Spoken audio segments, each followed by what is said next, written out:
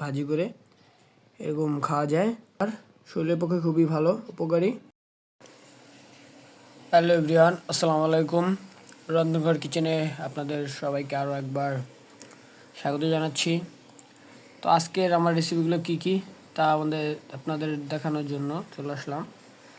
তো প্রথমে এখানে এই যে এটা হচ্ছে শীতের একটি মজাদার আইটেম। শীতকাল এলে সবাই এটা প্রায় কম বেশি খেয়ে থাকে, শোল মাছ দিয়ে লাউ দিয়ে। এই যে দেখুন, লাউটা একেবারে নরম হয়ে গেছে রান্নার পরে, একেবারে পুরো দেশি লাউ।